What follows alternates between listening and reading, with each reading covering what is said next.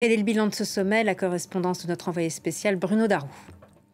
La dernière session plénière vient de s'achever, qui a été suivie par une déclaration assez courte du Premier ministre indien Narendra Modi, qui n'a pas fait de conférence de presse finale, comme c'est l'usage pour les pays hôtes. Mais on sait que le Premier ministre indien n'est pas très fan, on va dire, des conférences de presse. Donc les travaux sont terminés. Vous en avez résumé une partie.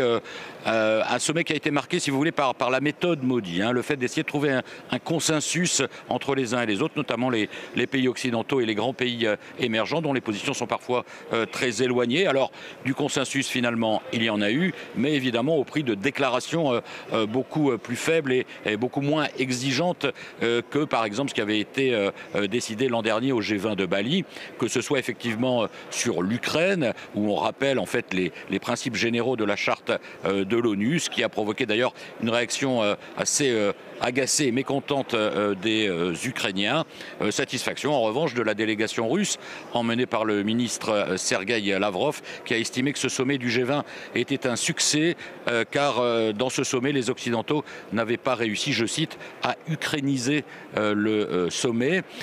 Quant à Lula, le président du Brésil, le Brésil qui va accueillir l'an prochain le G20 sur son territoire, eh bien lui, il a estimé, se rangeant un peu d'ailleurs sur la position des Chinois, que le G20 devait avant tout promouvoir la paix, éviter les conflits et ne devait absolument pas aborder les questions géopolitiques parce que ça risquait de faire dérailler la bonne entente de la famille de ces 20 économies les plus puissantes en quelque sorte.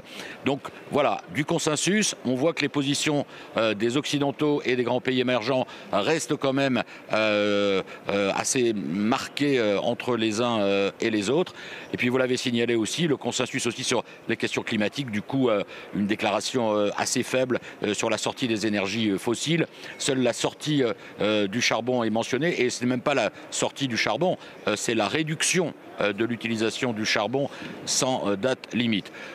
Un succès quand même aussi pour Narendra Modi, évidemment le fait que l'Union africaine désormais fasse partie du club du G20, ce qui lui permettra de peser davantage sur les décisions de ce sommet. Au final, un sommet assez réussi pour Narendra Modi car les fractures actuelles dans le monde entre les uns et les autres menaçaient de faire éclater cette institution du G20 qui finalement se poursuit mais au prix de consensus et donc de fortes concessions et donc de messages moins forts que ce ne l'avait été dans le passé.